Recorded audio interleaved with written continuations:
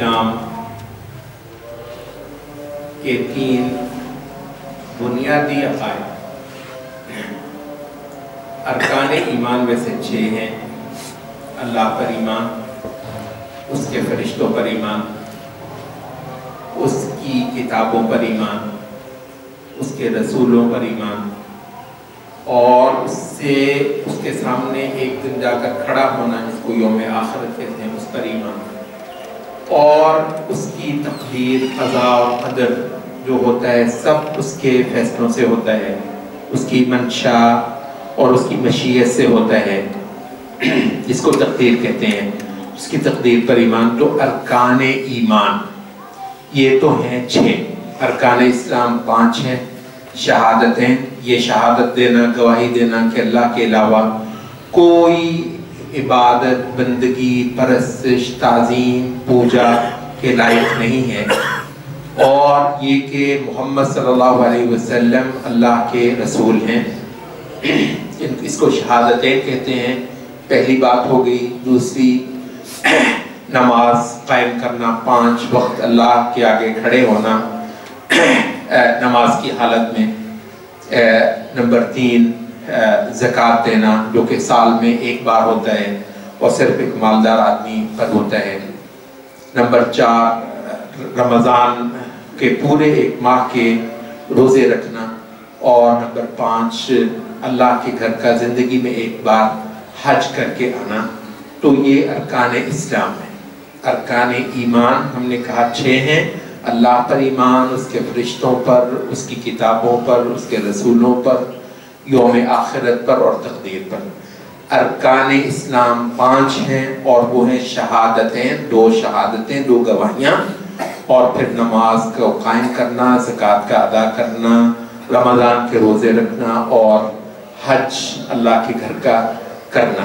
تو ارکان ایمان بھی بتا دیے 6 ہیں، ارکان اسلام بھی بتا دیے 5 ہیں۔ یہ دونوں باتیں رسول اللہ صلی اللہ علیہ وسلم کی جو مشہور حدیث ہے، جس کو حدیث جبریل کہا جاتا ہے، حدیث جبریل کے اندر بیان ہوئی ہے، اور بہت ساری محنت مسلمان کو اسی چیز پر ہی کرنی ہے، بلکہ یہاں تک ہے کہ اس حدیث کے آخر میں، جس کو حضرت عمر رضی اللہ عنہ نے روایت کیا ہے کہ جبریل علیہ السلام آئے، انسانی شکل میں تھے، اور بہت کورے، سفید، ستھرے کپڑے پہنے ہوئے، جس سے نظر یہ آتا تھا کہ کہیں دور سے تو آیا نہیں ہے، ورنہ کپڑے گرد پڑی ہوتی، جس طرح کے سفر اس زمانے میں ہوتے تھے، تو بڑے ستھرے نکورے سے لگتے یہیں کہیں سے آیا ہے، اور بال بالکل اس پہ ذرہ گرد نہیں ہے، بہت ستھرے سفید ستھرے کالے بال۔ تو ہم نے کہا کہ بندہ ہے نہیں ہے، اور جو نظر آتا ہے وہ یہ ہے کہ یہ کہیں باہر سے تو آیا نہیں۔ تو ہم حیران تھے، تو اس نے نبی صلی اللہ علیہ وسلم سے آ کے بالکل سب سے آگے گزر کر عین اپنے گھٹنے رسول اللہ علیہ وسلم کے گھٹنوں کے ساتھ جوڑ کر تو بیٹھ گیا، تو رسول اللہ علیہ وسلم سے سوالات پوچھنے لگا۔ ہم بھی دیکھنے لگے۔ حضرت عمر کہتے ہیں تو پہلا اس نے سوال پوچھا کہ مجھے بتائیں ایمان کیا ہے؟ تو رسول اللہ علیہ وسلم نے یہ جو 6 ابھی میں نے بتائیں کہ تؤمن باللہ وملائکتہ وکتبہ ورسلہ والیوم الآخر والقدر خیرہ وشرہ، اس کا نبی صلی اللہ علیہ وسلم نے جواب دیا۔ پھر عمر کہتے ہیں کہ اس کے بعد کہنے لگا ہاں یہ بات آپ نے ٹھیک کہی۔ کہتے ہیں ہم نے کہا یہ کون ہوتا ہے اللہ کے رسول کو یہ کہنے والا؟ آپ کی بات ٹھیک ہے، پوچھتا بھی ہے اور اس کو کنٹرول بھی کرتا ہے۔ تو پھر اس نے پوچھا کہ اچھا مجھے اسلام کے بارے میں بتائیے۔ تو نبی صلی اللہ علیہ وسلم نے وہ جو ابھی میں نے آپ کو 5 ارکان اسلام بتائے ہیں، رسول اللہ صلی اللہ علیہ وسلم نے جبریل کو یہ جواب دیا۔ وہ اصل میں جبریل فرشتہ تھا، انسانی شکل میں تشریف لایا۔ تو مرزا نے کہا کہ ان تشہد ان لا الہ الا اللہ وان محمد رسول اللہ وتقیم الصلاۃ وتؤتی الزکاۃ وتصوم رمضان وتحج البیت ان استطعت الیہ سبیلا۔ تو یہ 5 جو اسلام کے ارکان ہیں وہ بتایا۔ تیسرا اس نے احسان کے بارے میں پوچھا کہ عبادت میں عمدگی کیا ہے، تو اس کے جواب میں نبی صلی اللہ علیہ وسلم نے فرمایا کہ ان تعبد اللہ کأنک تراہ، یہ کہ تو اللہ کی ایسے عبادت کرے گویا تو اس کو دیکھ رہا ہے، گویا وہ تیرے سامنے ہے۔ عبادت میں اس درجے کو پانا کوشش کر لو۔ اور فَإِن لَمْ تَكُنْ تَرَاهُ فَإِنَّهُ يَرَاكَ، اگر یہ نہیں درجہ پا سکتے تو کم از کم اتنا ہو کہ اللہ تجھے دیکھ رہا ہے۔ یہ بھی عبادت میں احسان ہے۔ احسان کا مطلب پرفیکشن، احسان کا مطلب عمدگی، ستھری کرنا عبادت۔ تو عبادت کا ستھرا پن یہ ہے۔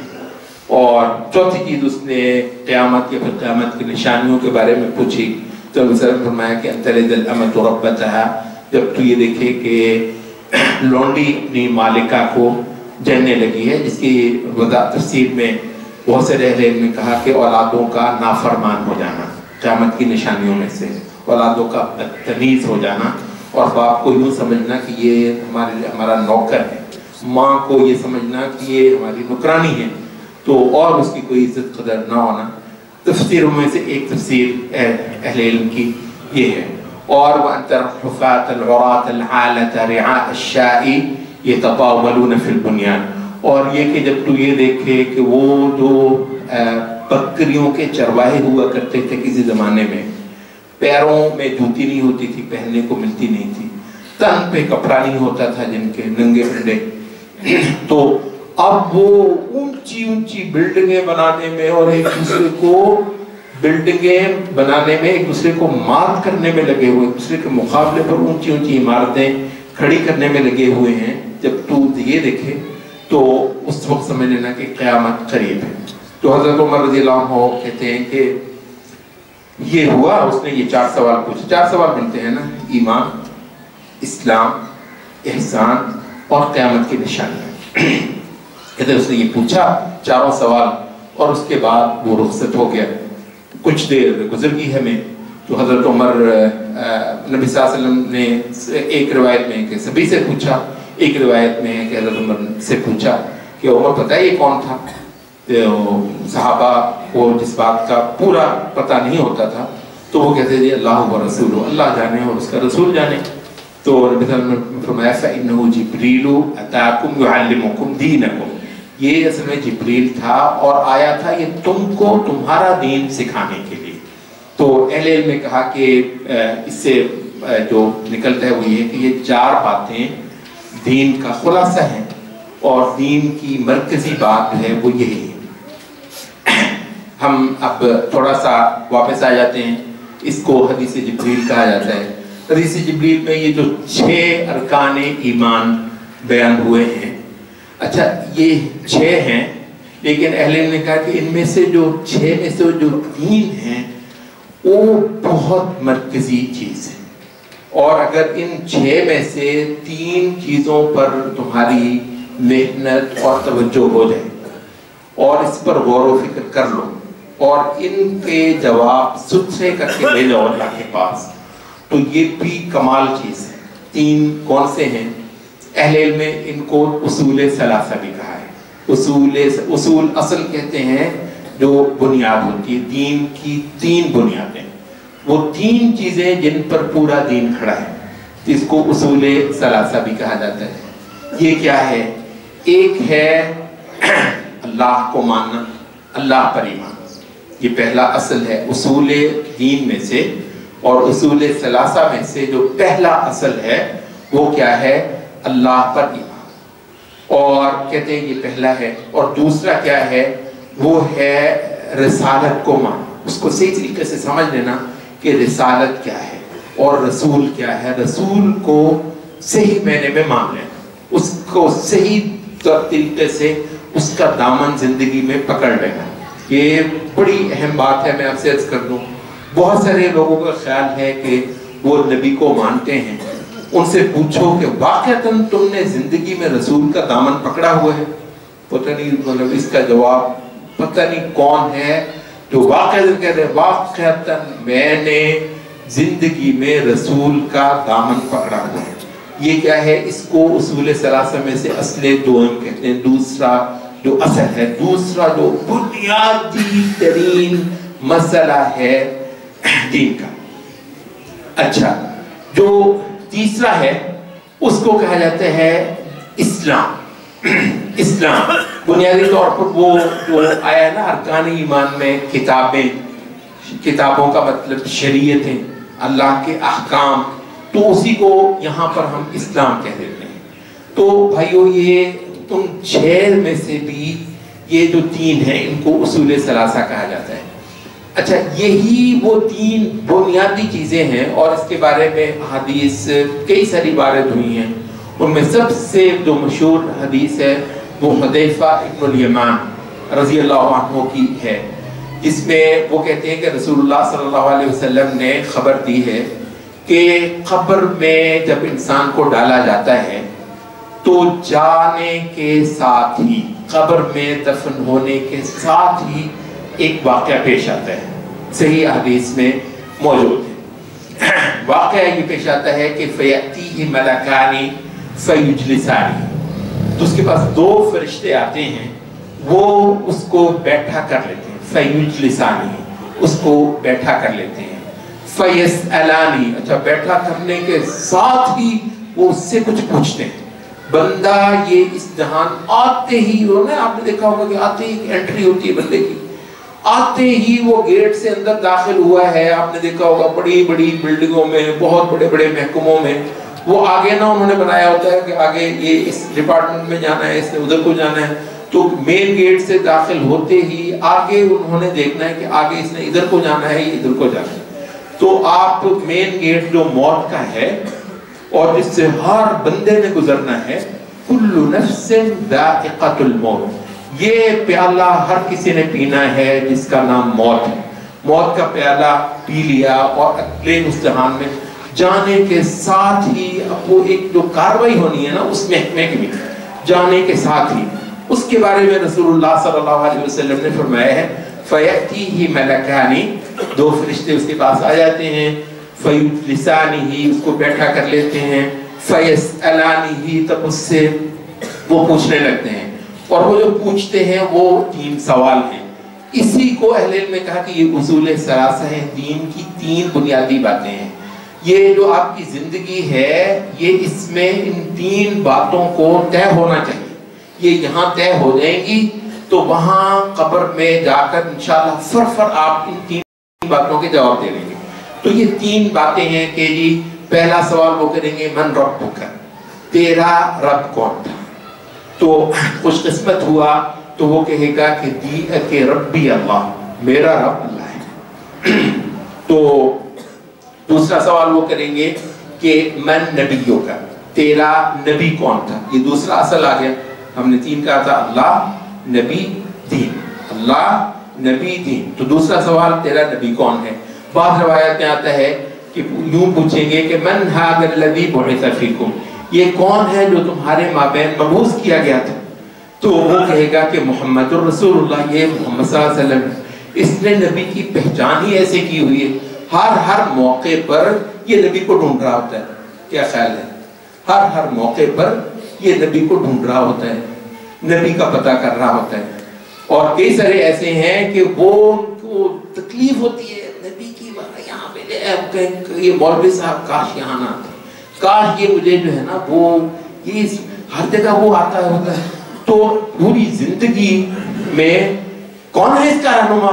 پوری زندگی میں کون ہے جس سے پوچھ کر یہ وہ نبی محمد صلی اللہ علیہ وسلم، من ھذا الذی بعث فیکم، تمہارے مابین تو اللہ نے باقاعدہ ایک نمائندہ بنا کر رکھا ہوا تھا، اس کو یہ کون ہے؟ تو وہ کہے گا کہ محمد الرسول اللہ، یہ اللہ کے رسول ہے۔ اور تیسرا جواب جو ہے، تیسرا سوال وہ کریں گے کہ ما دینوں کا، تیری زندگی کا طریقہ دستور کیا تھا، تیری زندگی کس طریقے پر چلتی تھی؟ تو وہ کہے گا کہ دینی الاسلام، میری زندگی کا طریقہ اسلام تھا۔ تو نبی صلی اللہ علیہ وسلم فرماتے ہیں کہ اسی حدیث کی جو بعض روایات ہیں اس میں تھوڑی سی مزید وضاحت آئی ہے۔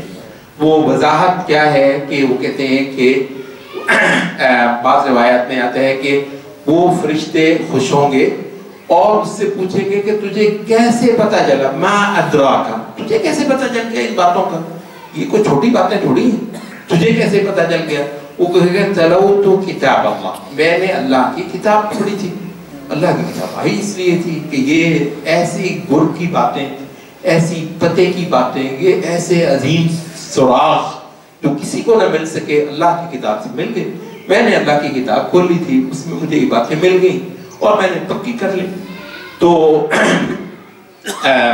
نبی صلی اللہ علیہ وسلم فرماتے ہیں کہ فَيُقَالُ اِفْتَحُوا لَهُ بَابًا إِلَى الْجَنَّةِ، تب ان کو حکم آئے گا فرشتوں کو کہ اس کے لیے ایک دروازہ کھول دو اس کے دھانی طرف سے جنت کی طرف، تو وہاں سے جو ہے وہ اس کو جنت کی ہوائیں آئیں گی اور جنت کی جو راحت ہے قبر کے اندر آئے گی۔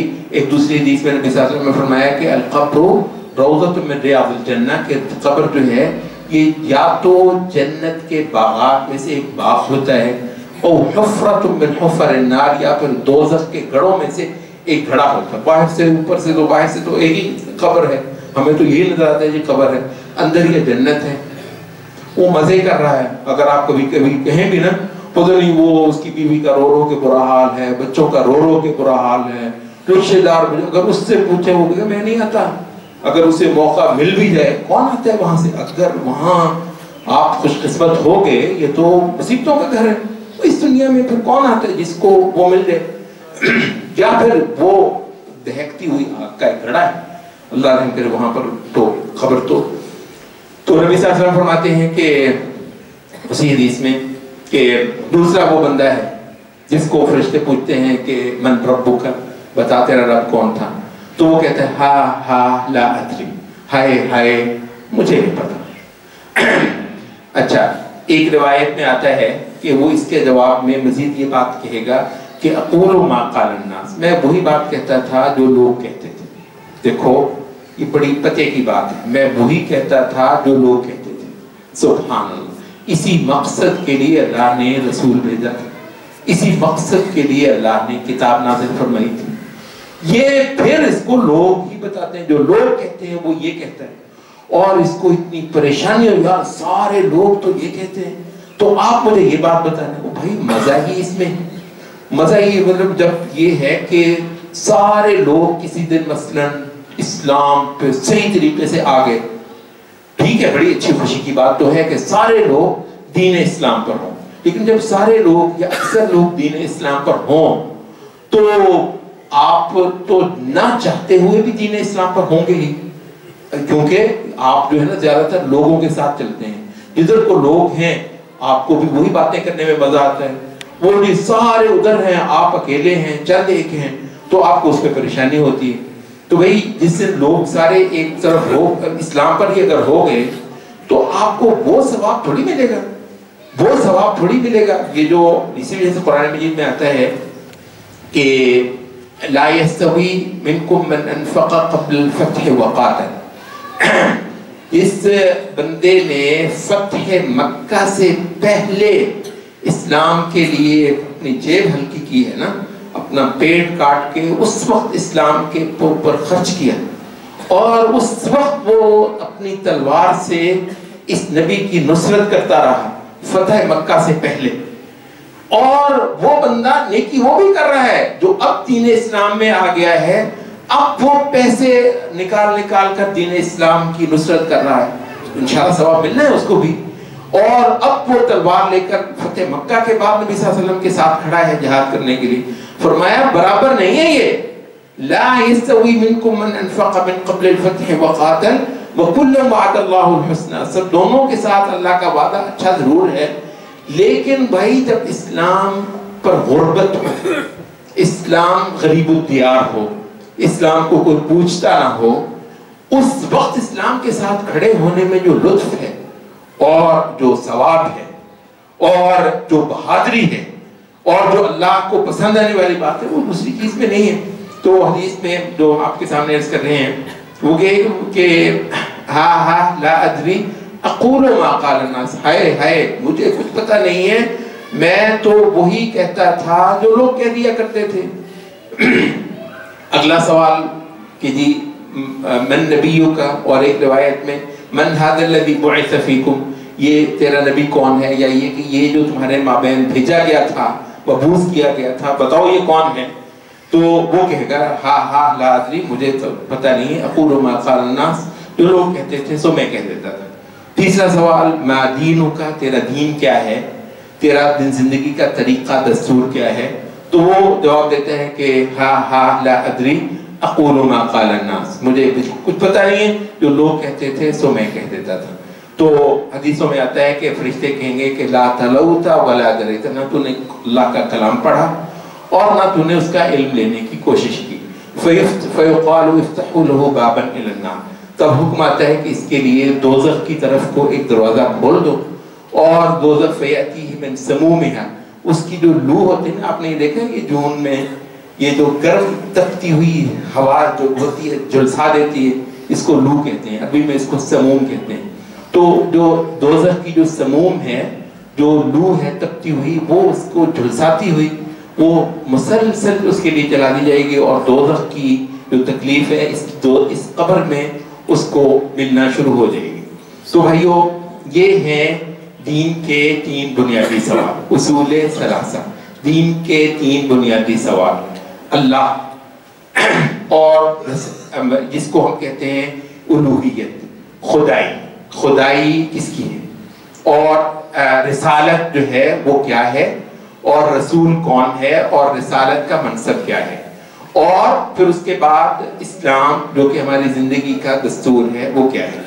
अब देखिए, ये बातें ऐसी हैं जो बहुत बार मुझसे भी आपने सुनी होंगी, औरों से भी सुनी होंगी। इस्लाम का एक बहुत बुनियादी सबक है। इसमें जो आपको आज के खुतबे में जो एक बात बतानी है वो ये है कि देखो भाई, अल्लाह को मानने का एक बहुत बड़ा मतलब है, लेकिन उसका एक हिस्सा है, वो क्या है। देखो, अल्लाह को मानने की बात हो, रसूल को मानने की बात हो, इस्लाम को मानने की बात हो, इनमें जो असल चीज देखने की होती है वो ये है कि अल्लाह के मुकाबले पर वो कौन कौन है जो अल्लाह के मनसब के दावेदार हैं, जो खुदाई का कोई मनसब होता है। जब आप उनको फारिग करते हैं ना, तब हम कहते हैं आप अल्लाह को मानते हैं। अब देखो, ये जो कुरैश हैं मक्के में, ये क्या अल्लाह को नहीं मानते? अल्लाह को ये मानते हैं। कुरान मजीद में बेशुमार जगहों पे ये बात करते हैं, कुल मन रब्बुस समावाति वल अर्द, इनसे पूछोगे कौन है आसमानों और जमीन का रब, सयक़ूलून अल्लाह, ये तुम्हें जवाब देंगे कि अल्लाह है। अल्लाह को वो मानते हैं। अल्लाह का घर उन्होंने पहले से बनाया हुआ है। आपको पता है, ये अल्लाह का घर, नबी सल्लल्लाहु अलैहि वसल्लम को अभी रिसालत नहीं मिली थी, आप जवान थे, तो ये खाना काबा जो है, ये इसकी इमारत बहुत कमज़ोर हो गई, और इन्होंने, अभी सारे मुशरिक हैं, सारे के सारे, अभी दीन इस्लाम तो आया ही नहीं, खुद नबी सल्लल्लाहु अलैहि वसल्लम पर अभी वही नहीं उतरी, नबूवत नहीं आई, नबी सल्लल्लाहु अलैहि वसल्लम जवान थे।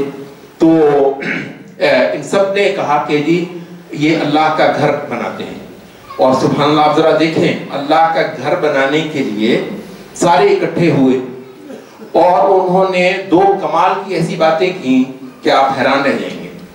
एक उन्होंने की कि भाई देखो, तुम्हारे अपने घर जैसे भी पैसे से बनते हैं, अल्लाह के घर पर सिर्फ हलाल पाकीज़ा सुथरा माल लगेगा, यहाँ पर कोई हराम का ढेला नहीं लगेगा। सब अहद करो, सब ने कहा हराम माल नहीं, हर बंदा जो सुथरा माल है वो लाएगा अल्लाह का घर बनाने के लिए।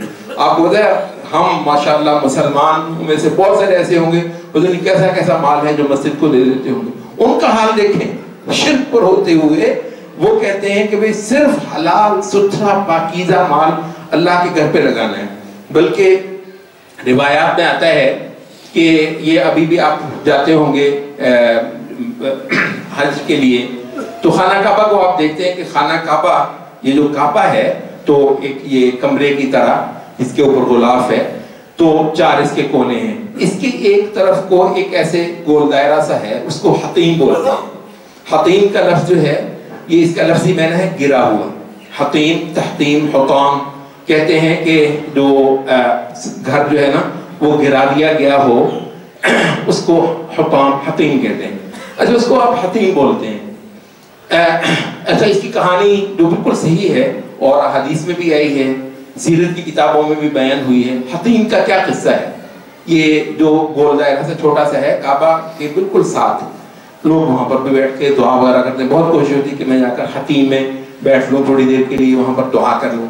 اچھا تو کہتے ہیں کہ اس کا قصہ یہ ہے کہ یہ خانہ کعبہ حضرت ابراہیم علیہ السلام نے جب بنایا تھا تو یہ حتیم جو ہے یہ کعبے کے اندر ہی تھا. یہ پورا جو ہے یہ کعبہ تھا. اچھا تو کہتے ہیں کہ اور یہ کعبہ ہی چلا آیا. اب جب قریش نے خانہ کعبہ کی نئے سرے سے تعمیر کا پروگرام بنایا، شرط ذرا مشکل لگ دی. بہت ان کے مطلب اب اسلام وہ حرام کام تو بہت کرتے تھے، تو حرام کا پیسہ تو بہت تھا، حلال کا پیسہ بہت تھوڑا جڑا.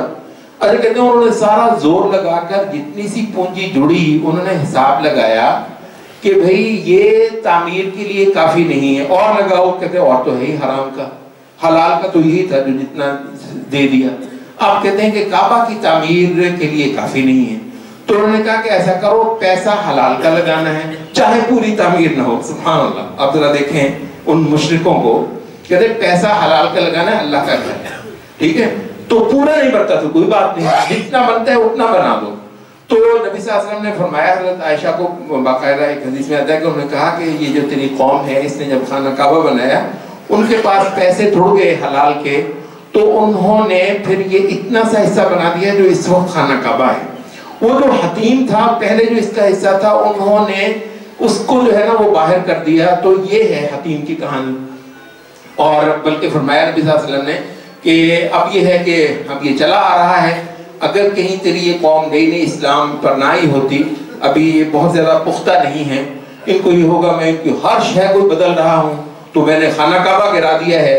نہیں، اگر کہیں مجھے یہ ڈر نہ ہوتا کہ یہ نئے نئے ہیں تو میں خانہ کعبہ کو ایک بار گرا کے اس کو ان بنیادوں پہ کھڑا کرتا، تعمیر کرتا جس پہ پورا حضرت ابراہیم نے اور اسماعیل علیہ السلام نے اس کی تعمیر کی ہے. تو اس وجہ سے نبی صلی اللہ علیہ وسلم نے یہ ارادہ فرمایا لیکن اس پر عمل درآمد نہیں کیا. بعد میں کہتے ہیں کہ عبداللہ ابن زبیر رضی اللہ عنہ نے یہ کر دیا تھا. وہ حجاج نے جو بمباری کی تھی منجنیقوں سے، بڑے بڑے بھاری پتھر مارے تھے ظالم نے، تو اس سے خانہ کعبہ جو ہے اس کی دیواریں ٹوٹ گئیں. تو حضرت عبداللہ ابن زبیر رضی اللہ عنہ نے پھر بعد میں جو بنایا تو وہ پورا تھا، لیکن دوبارہ جب وہ حجاج نے حملہ کیا تو اس کے بعد اس ظالم نے اس کو گرایا اور کہنے لگا کہ میں اس، تو وہ پھر اس نے وہ دوبارہ انہی وہ چھوٹا جو قریش والی بنیادوں پہ بنا دیا. تو اس کے بعد کہتے ہیں کہ خلیفہ منصور نے، خلیفہ ہارون الرشید نے امام مالک سے پوچھا کہ کیا خیال ہے اب میں پھر سے دوبارہ اسی بنیاد پر نہ بنا لوں جس کو نبی صلی اللہ علیہ وسلم کی جو خواہش تھی کہ یہ پورا جو ہے. امام مالک نے کہا کہ بھائی یہ روز کعبہ کو گرانا بنانا استغفر اللہ کعبہ جیسے ہے رہنے دو. تو وہ اس وقت سے اب آج تک ویسے کا ویسا چلا آتا ہے.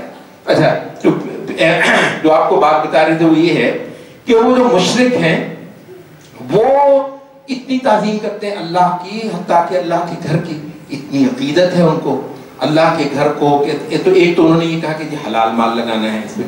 اچھا کہتے ہیں کہ ایک دوسرا جو ہے انہوں نے کیا، اور وہ خاص اس وقت نہیں، اس سے پیچھے سے نبی صلی اللہ علیہ وسلم کا جو چھٹا دادا ہے قصی ابن کلاب اس کا نام ہے، بہت سربراہ ہو اس وقت سے لے کر یہ اس سے پہلے جو نبی صلی اللہ علیہ وسلم کے جو آباء و اجداد تھے نا یہ قریش کے لوگ، ان کو بنو خزاعہ ایک قبیلہ تھا اس نے ان کو مار کر بھگا دیا تھا.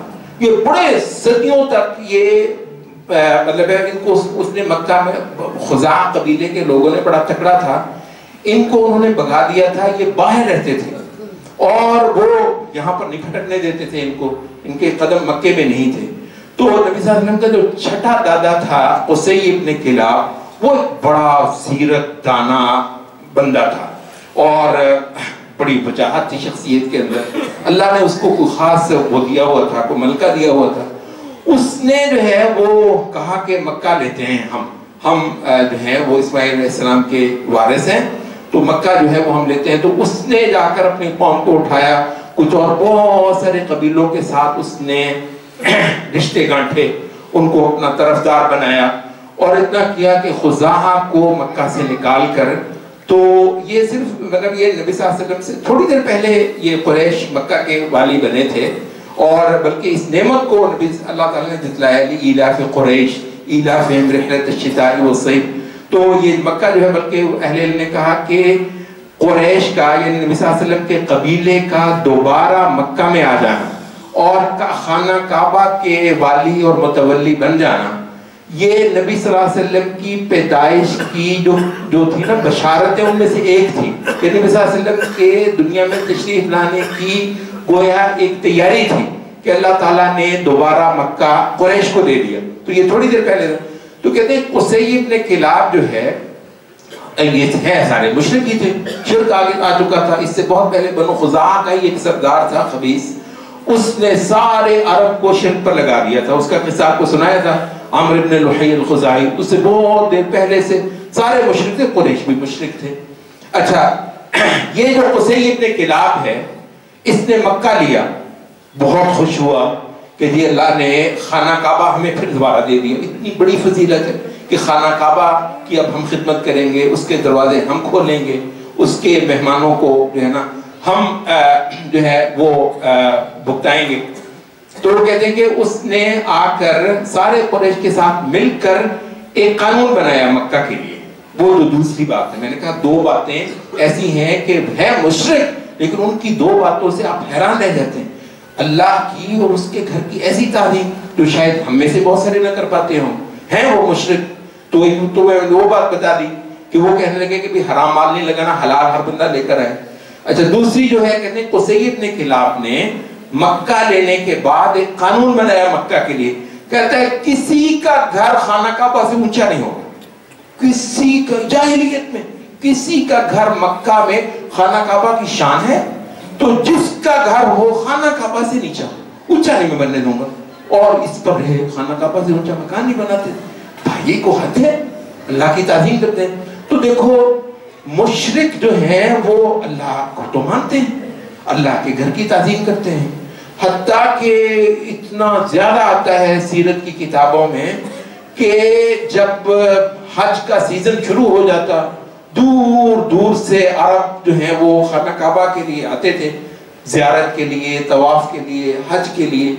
کہتے ہیں کہ یہ مکہ والے دل کھول دیتے تھے، اونٹ ذبح کر کر کے بغیر کسی مفاد کے. مکہ کا ہر کھاتا پیتا بندہ اونٹ ذبح کر کر کے جو ہے وہ لوگوں کو کھلا رہا ہے. اب نبی صلی اللہ علیہ وسلم کا جو پردادا ہے، یہ عبد المطلب کے والد ہاشم جو ہے، آپ پتہ ہے کہ ان کا نام ہاشم کیوں پڑا؟ ہاشم کہتے ہیں روٹی کے ٹکڑے توڑنے والے. ہاشم کا مطلب ٹکڑے توڑنے والا. ہاشم یہ کرتا کیا تھا؟ تھے سارے مشرک ہی تھے، شرک پر ہی تھے کہ جیسے ہی یہ حج کا سیزن ہوتا یہ اونٹ ذبح کر کے بڑی بڑی دیگیں چڑھا کے شوربہ بنا کے، عربوں کو سرید بہت پسند تھا، سرید بہت پسند، سرید روٹی کے ٹکڑے شوربے میں بھگوئے ہوئے. عربوں کے لیے یہ بہت عیاشی تھی کہ جی کوئی یہ کھلا دے ان کو. اس سے بڑی دعوت عربوں کے کوئی نہیں تھی کہ گوشت کے شوربے میں روٹی بھگو کے کوئی ان کو کھلا دے. بڑا مزہ آتا تھا عربوں کو، ان کا پسندیدہ کھانا تھا. اب وہ ہاشم جو ہے وہ جب شروع ہوتا تو جناب وہ اونٹ بے شمار اونٹ ذبح کر کے روز اور روٹی کے ٹکڑے بھگو کے ان کو کھلاتا. اتنا زیادہ کہ ہر بندے نے اس کا نام ہی رکھ دیا ہاشم، روٹی کے ٹکڑے بھگو بھگو کر کھلانے والا. کیوں بھئی؟ اللہ کا گھر ہے، یہ شرف اللہ نے ہم کو دیا. اتنا زیادہ فخر کرتے تھے، خوش ہوتے تھے کہ خانہ کعبہ کے اندر آنے والے عبادت گزاروں کو خدمت کا موقع جو ہے نا اللہ نے ہمیں دیا. بڑی خوش ہے اس پہ. تو یہ اللہ کو تو مانتے ہیں. اچھا، میں نے جو بات شروع میں کی ہے وہ کیا کی ہے؟ یہ جو اصول ثلاثہ جو آپ کو بتا رہے ہیں، اللہ کو ماننا.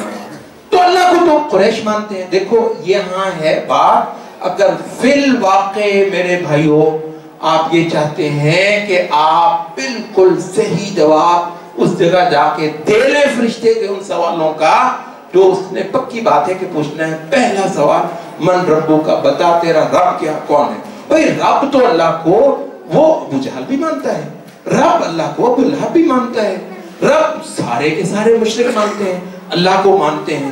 فرشتے یہ پوچھتے ہیں پھر کیوں جواب نہیں دے دیتے فرشتے؟ اور اگر دیں تو فرشتے ان کے اس جواب کو کیوں تسلیم نہیں کرتے؟ یہ ہے بھائیوں پتے کی بات جو آپ کو سمجھانا چاہ رہے ہیں۔ اچھا وہ کیا ہے؟ کہتے وہ یہ ہے کہ اللہ کو ماننے میں آپ کو ایک بات دیکھنی ہے۔ وہ کیا ہے؟ وہ یہ ہے کہ اللہ کا ایک منصب ہے، اللہ کا ایک مقام ہے۔ ویسے ہی میں اللہ کو مانتا ہوں بھائی، اس کا کوئی مطلب نہیں جی، میں اللہ کو مانتا ہوں، بہت اچھی بات ہے، لیکن یہ انبیاء کا جو مطالبہ ہے، انبیاء ایک مطالبہ کرنے آسمان سے، آسمان کی طرف سے آئے ہیں اور ایک باقاعدہ مطالبہ لے کر آئے ہیں۔ اور دیکھو قیامت کے روز سورۃ قصص میں ہے وَيَوْمَ يُنَادِيهِمْ فَيَقُولُ مَاذَا أَجَبْتُمُ الْمُرْسَلِينَ، جس دن قیامت کے روز ایک آواز اللہ لگائے گا، کہے گا کہ مَاذَا أَجَبْتُمُ الْمُرْسَلِينَ، او بتاؤ رسولوں کو تمہارا کیا جواب رہا تھا؟ رسول تم سے جواب لینے آیا، رسول جواب لینے آیا، کیا جواب دیا ہے؟ یہ ہے مسئلہ۔ تو بھائی رسولوں کو جو جواب دینا ہے ایسا جواب جس کو رسول قبول کرے، رسول کے بالکل ٹھیک، جو میں نے تجھ سے پوچھا، جو میں جواب لینے آیا آسمان کی طرف سے، وہ جو نے جواب دیا، وہ کیا ہے؟ دیکھو وہ کیا ہے، وہ یہ ہے کہ اللہ کو میں مانتا ہوں، نہیں اس کا کوئی مطلب نہیں ہے۔ پھر کیا مطلب ہے؟ مطلب یہ ہے کہ ذرا یہ دیکھو کہ اللہ کا مرتبہ اور مقام کیا ہے، اور پھر اس کے بعد یہ دیکھو کہ وہ جو مرتبہ اور مقام ایک اللہ کے لیے ہے، اس مرتبے کے دنیا میں دعوے دار کتنے ہیں؟ کتنے ہیں جنہوں نے خدائی کا دعویٰ کر رکھا ہے؟ کتنے ہیں جو کہتے ہیں میری بھی چلے گی؟ کیا مطلب ہوتا ہے رب خدا؟ خدا وہ جس کی چلے، خدا وہ جس کی چلے۔ یہ اتنے سارے کہتے ہیں میری بھی چلے گی، یہ کیا ہے جی میری بھی چلے گی؟ قانون کس کا؟ کہتے ہیں میرا بھی چلے گا۔ اور میں نے تو اللہ کو مانا ہے، اللہ ایک ہستی ہے جس کا کہا قانون، باقی تو سارے اس کے بندے ہیں، جو ہوگا اللہ کے اس قانون کے تحت ہوگا۔ یہ کہتا نہیں قانون تو میں بناؤں گا، قانون تو میں بناؤں گا، دستور تو میں بناؤں گا، آئین تو میرا چلے گا، اور ظالم یہی تو خدائی ہے۔ تو خدا ہونے کے لیے یہ ضروری تھوڑی ہے کہ وہ باقاعدہ کہے بھی کہ میں خدا ہوں۔ آپ کو پتہ ہے اس مسئلے کا؟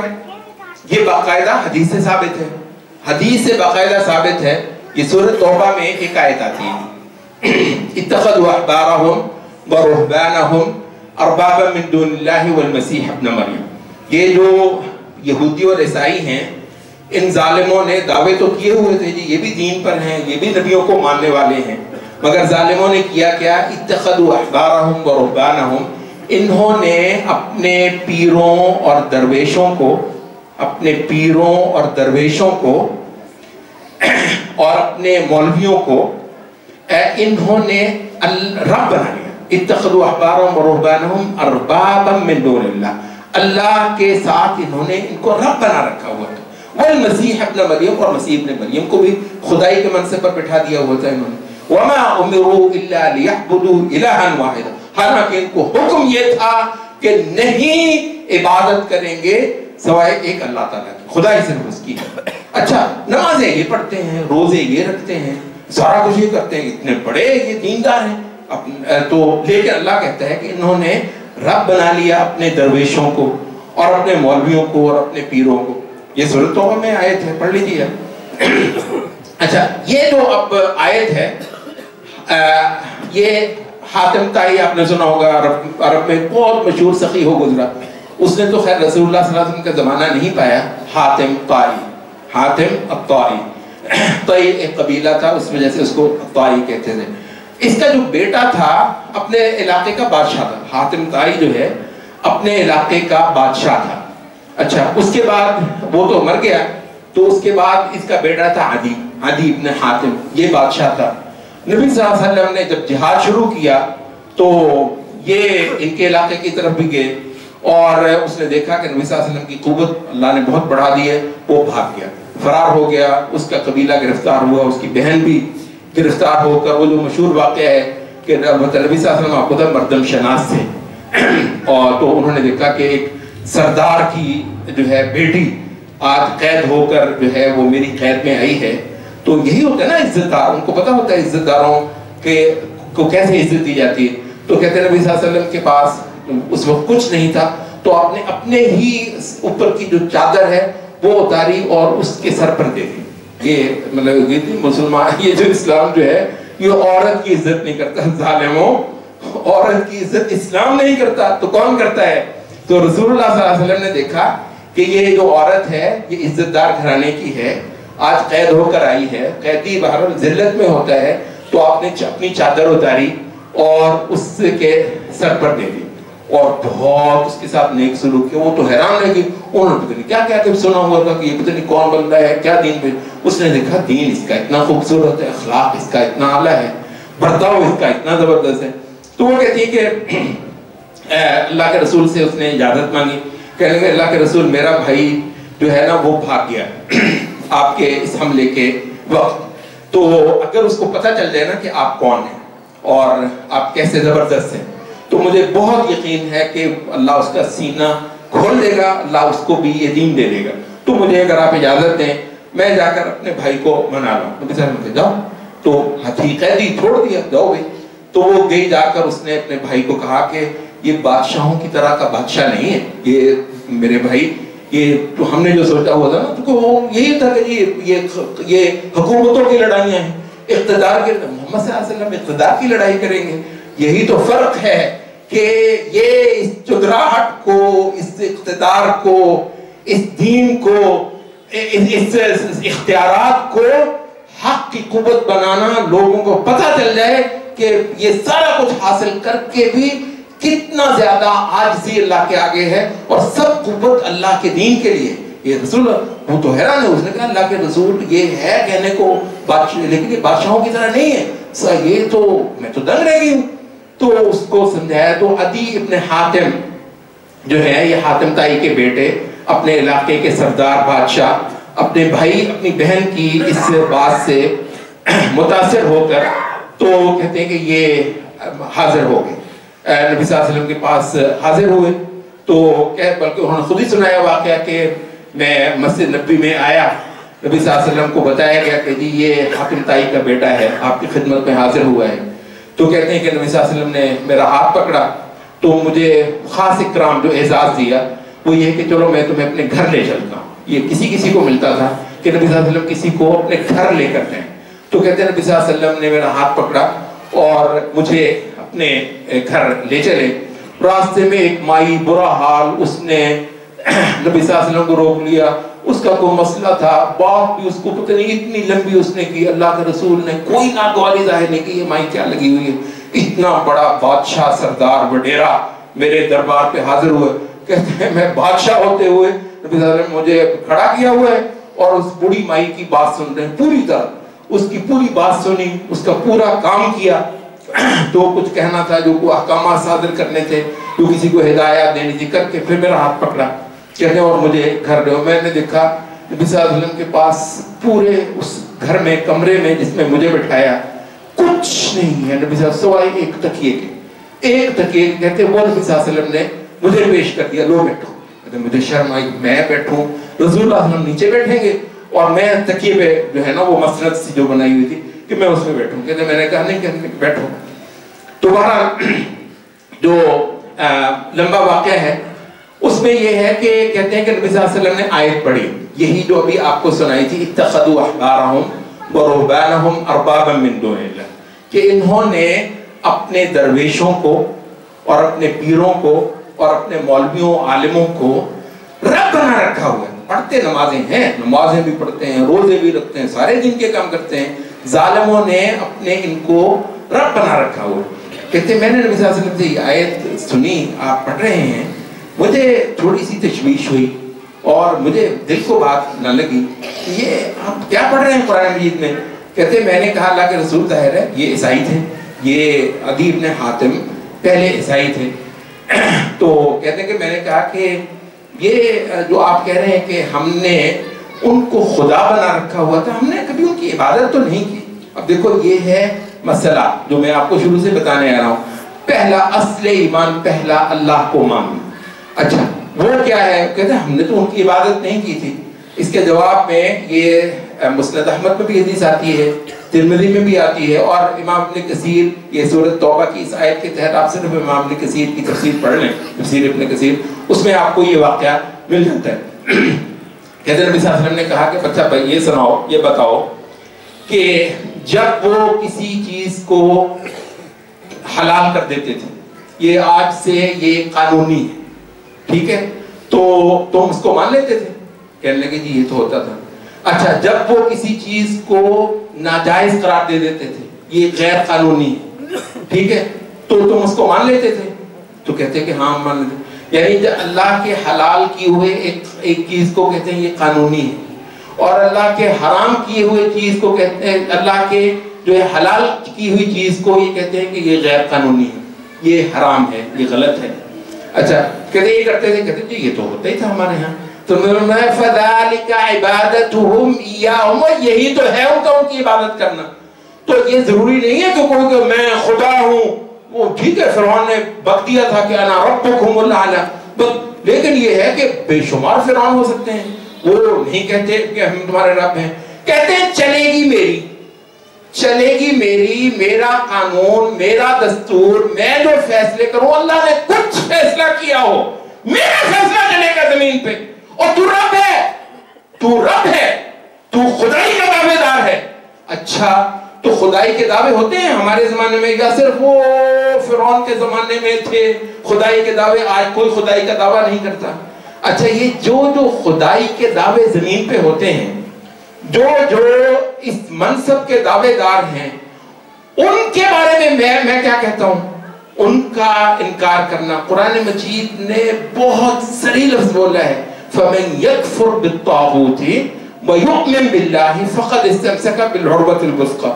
طاغوت کہتے ہیں اس شخص کو جو خدائی منصب کا دعوے دار ہو، جو اپنی عبادت کراتا ہو، لوگوں کو اپنے آگے جھکاتا ہو، لوگوں سے اپنا قانون منواتا ہو، اللہ کے قانون کے مقابلے پر اس کو طاغوت۔ قرآن مجید کہتا ہے، یہ پتہ کہاں ہے؟ یہ آیت الکرسی جو توحید کی عظیم ترین آیت ہے نا، اس کے فوراً بعد جو اگلی آیت ہے میں آپ کو وہ سنا رہا ہوں۔ آیت الکرسی پڑھتے ہیں نا آپ قرآن مجید میں، سورۃ البقرہ میں 3 سپارہ جہاں پہ ہے نا، 3 سپارے کے پہلے ہی صفحے پر ہے آیت الکرسی۔ اس سے اگلی آیت جو ہے نا وہ یہ ہے کہ جس بندے نے سارے جھوٹے خداؤں کا انکار کیا اور پھر اللہ کو مانا، فقد استمسک بالعروۃ الوثقی لا انفصام لها، اس نے آسمان کے سارے کو تھما ہے۔ آسمان سے آئے ہوئے تھا اس کو اپنے نجات پار لگ جانا ہے، میں نے او بھائی پار لگ جانا ہے خدا کے وفاداروں نے، خدا کے منصب پر جس نے تن بدن میں آگ لگ گئی ہے، اوے اس نے خدا کے جو منصب ہے، ظالم نے اس پہ آگ مارا ہے، اس کی نظر اس پہ ہے۔ جتنے جھوٹے خدا ہیں زمین پر، ان ساروں کو دیکھ کر تن بدن میں آگ لگنا، یہ ہے توحید۔ یہ تو میرے رب کی کا کمال ہے، یہ تو میرے رب کی شان ہے کہ خدائی وہ کرے، حکم وہ دے، سجدے اس کو ہو، سر اس کے آگے جھکیں، اور سب لوگ اس کی بات پر سمینا بات آنا کہیں، اور اس کے آگے کوئی دم نہ مارے، وہ ہے حکم دے تو سب لوگ اس کے آگے بچھیں۔ یہ خدائی ہے، یہ خدا کے، یہ صرف تو اللہ کو ماننے کا جو آج میں نے آپ کو مطلب بتایا بڑا وسیع مطلب ہے، لیکن اس کا ایک حصہ جو آج کے اس خطبے کی جو بنیادی بات ہے، جس کو میں چاہ رہا ہوں کہ ذہنوں میں بٹھا لیں، وہ کیا ہے کہ دیکھو اللہ کو ماننا ہے تو اس کو ماننے کا مطلب یہ ہے کہ اس کے برابری کرنے والے، اس کے ان سب سے پہلے آپ نے انکار کرنا ہے، ان کو رد کرنا ہے۔ قریش یہ نہیں کرتے تھے، قریش یہ نہیں کرتے تھے کہ اللہ ٹھیک ہے اللہ کو مانتے ہیں لیکن یہ ہے کہ اور بھی ہوں گے، نہیں بھی اوروں کی نفی کرنی ہے پھر اللہ کو ماننا ہے، اس کو کہتا ہے اللہ ماننا، یہ ہے ایمان۔ اچھا رسول کی بھی حیثیت ہے، بھی جو کچھ ہدایت ہے نا، ہدایت زندگی گزارنے کا طریقہ وہ رسول بتائے گا، کہتے نہیں یہ تو ہمارے بڑے بھی بتا دیتے ہیں، یہ تو جو ہے وہ یہ جو دانشور کس لیے بیٹھے ہیں، یہ معیشت کی گتھیاں سلجھانے کے لیے یہ دانشور تو ہیں۔ اچھا معیشت کے بارے میں قرآن مجید نے بھی کچھ، رسول نے بھی کچھ بتایا ہے، رسول کا منصب کیا ہے؟ रसूल का मनसब, कहते मैंने तो कहा रसूल का मनसब ये है कि बस वो नमाज रोजे के कुछ मसले मुझे बता दे। रसूल ये कि जी वो मुझको ये बताएगा कि मेरा माल, मेरी तिजारत, मेरा कारोबार, मेरा रहन सहन, मेरे रिश्ते नाते, ठीक है, मेरी दोस्तियां, मेरी दुश्मनियां, मेरी मैशतें, ये महकमे, ये बैंक, ये फलाने, इन सारी चीजों में रसूल बताएगा ये ठीक है, ये गलत है, ये ठीक है, ये गलत है। जो रसूल बता दे वो ठीक है, जो रसूल कह दे गलत है वो गलत है। ये है रिसालत पर ईमान। तो कहते नहीं इस चीज के लिए तो मैंने और रखे हुए हैं, ये तो मुझे मेरा कबीला बताता है, ये तो मेरे बाप दादा जो है वो बताते हैं, ये रस्में, ये तरीके, को रस्म टूट जाए, वो खुदाया आसमान, आपको पता है आसमान गिर जाता है, वो है रस्म टूट के, रस्म टूट के। अच्छा, रसूल की बात, रसूल की शरीयत टूटती रहे, टूटती रहे, तन बदल में आग लगनी, कुछ भी नहीं होना। रिसालत को ये मानते हैं। देखो ये है, तो रसूल पर ईमान का के मतलब में से एक मतलब ये है कि जो रसूल का मनसब है ना, वो जिन जिन को देकर रखा गया उन सबको मैं फारिग करूंगा वहां से, फिर मैं मानूंगा रसूल को। ये है रसूल को मानना। और इस्लाम भी ये है कि इस्लाम का मतलब है तरीका, इस्लाम का मतलब है, दीन का मतलब है तरीका, दीन का मतलब होता है दस्तूर। भाई ये दस्तूर तो मेरा इस्लाम है, कहते नहीं दस्तूर तो इसका पता नहीं और क्या है। और जो लोग करते आए हैं इसके तो दस्तूर वो है, तो इसके जो मुकाबले पर आता है ना उसको गिराना और फिर सिर्फ अल्लाह को मानना अपना रब, और मोहम्मद सल्लल्लाहु अलैहि वसल्लम को मानना अपना हादी, अपना रहनुमा, हिदायत का सरचश्मा, हिदायत का सरचश्मा, ठीक है। और इस्लाम को मानना कि मेरी जिंदगी का तरीका सिर्फ इस्लाम। वो अंग्रेज आकर मुझे बताएगा ना बदमाश कि तुझे तो यूं करना है, मैंने नहीं सुनी अंग्रेज की, ये है इस्लाम पर ईमान। ये तो मुझे इस्लाम पर ईमान, मैंने तो ये समझे नहीं इस्लाम पर ईमान ये क्या हो। हाँ, गोरा आएगा वो तुझे यही बताने आएगा कि तूने जिंदगी कैसे गुजारनी। मैंने गोरे से नहीं लेना, मैंने अंग्रेज से नहीं लेना, मैंने मोहम्मद सल्लल्लाहु अलैहि वसल्लम से लेना है। ये है रिसालत पर ईमान और ये है इस्लाम पर ईमान। तो ये मैं ना भाइयों जब तक हमारी जिंदगी में नहीं आता उस वक्त तक ये भूल जाइए कि आप वाक़अतन अल्लाह को मानते हैं, मोहम्मद सल्लल्लाहु अलैहि वसल्लम को मानते हैं, इस्लाम को आप मानते हैं। और देखो ये तीन बुनियादी चीजें हैं, ऐसी प्यारी बातें हैं, इन तीन चीजों को पकड़ लो बखुदा कोई चीज बाकी नहीं रहेगी। तीन चीजें अगर आपको मिल गई हैं, और ये वजह है, आपको याद होगा खासी देर पहले आपको हदीस सुनाई थी नबी सल्लल्लाहु अलैहि वसल्लम की, तो आपने फरमाया कि जो बंदा सुबह उठे और कहे कि रज़ीतु बिल्लाहि रब्बन व बिल इस्लामी दीनन व बि मुहम्मदिन नबिय्यन सल्लल्लाहु अलैहि वसल्लम, मैं राजी हुआ, मैं पक्का हुआ अल्लाह के रब होने पे, मोहम्मद सल्लल्लाहु अलैहि वसल्लम के रसूल सरचश्मा हिदायत रहनुमा होने पे, और इस्लाम के दीन होने पे, जिंदगी का तरीका इस्लाम होगा। तीन चीजें, उसूले सलासा, कब्र के तीन सवाल। ये तो रोज सुबह को ये सबक याद करता है हदीस में कि जो बंदा सुबह को उठकर कहेगा रज़ीतु बिल्लाहि रब्बन व बिल इस्लामी दीनन व बि मुहम्मदिन नबिय्यन सल्लल्लाहु अलैहि वसल्लम, तीन बार नबी साहब ने, सही हदीस है। और शाम हो जाए तो फिर ये कहे तीन बार रज़ीतु बिल्लाहि रब्बन व बिल इस्लामी दीनन व बि मुहम्मदिन नबिय्यन सल्लल्लाहु अलैहि वसल्लम, काना हक़्क़न अलल्लाहि अन युर्दियहु, क़यामत के दिन अल्लाह पर ये हक हो जाएगा कि इसको राजी करके छोड़े, क्योंकि ये सारी जिंदगी सोचो मैं राजी हुआ अल्लाह के रब होने पे, अब अल्लाह इसको क्यों राजी न करे। अब अल्लाह की बारी आ गई। आप जरा तसव्वुर करें, अल्लाह पे हक हो गया, कोई छोटी बात, अल्लाह पे हक हो गया, अब इसको जिस बात पे राजी होता है उस बात, अल्लाह पे कोई कमी किस बात की, जो मांगेगा तो उसको दिया जाएगा, ये इस पे राजी हुआ वो आप इसको राजी करें। तो ये है जो चीज हमें दी भाइयों। आखिरत बहुत बड़ी है, आखिरत बहुत बड़ी है, ये दुनिया बहुत छोटी है, लेकिन देख लो इसकी एक एक बात जो है ना उस आखिरत पे कुर्बान करने पे आते हैं, नहीं होता। और दुनिया बहुत छोटी है, आखिरत बहुत नहीं, ये तो मैं नहीं छोड़, ये तो मैं नहीं छोड़। एक छोटी सी चुदराहट, एक छोटी सी रस्म, एक छोटी सी कोई जो है ना वो इंसानों के बनाए हुए तौर तरीके दस्तूर, موقع آتا ہے اور جناب اس کی جان نکل جاتی ہے، اس کو نہیں چھوڑتا، رسول جاتا ہے جہاں جائے۔ تو یہ دنیا کو آخرت کی بڑائی بہت چھوٹی ہے، حقیر دنیا ہے، اس کو آخرت پہ روز قربان کرنا اور اللہ کی خدائی پر بڑا مزہ لینا۔ رضیت باللہ ربا، مزہ مجھے آ رہا ہے اللہ کو رب ماننے اور محمد صلی اللہ علیہ وسلم کو ہدایت کا سرچشمہ ماننے میں اور اسلام کو اپنی زندگی کا طریقہ اور دستور منانے کے معاملے میں۔ تو بھائیو یہی وثوق پیدا کرنا، یہی یقین پیدا کرنا اور یہی یکسوئی پیدا کرنا، بس یہ عبادت کی اصل عبادت ہے، یہ ایمان کی جان ہے۔ آپ کے اعمال کا ڈھیر لگانا میں آپ سے عرض کروں کچھ نہیں ہے اس یقین کے مقابلے میں۔ یہ یقین، یہ یکسوئی کہ غیر اللہ کو اس درجے میں یہ رد کر کے اللہ کے ساتھ اپنی وفاداری جتاتا ہے، رسول کے مقابلے پر جتنے ہیں سب کو روزے گراتا ہے اور رسول کو اونچا کرتا ہے۔ یہ ہے دین، یہ ہے اصل میں ایمان جس کو اللہ تعالیٰ کے ہاں قبولیت ملتی ہے۔ اقول قولی ھذا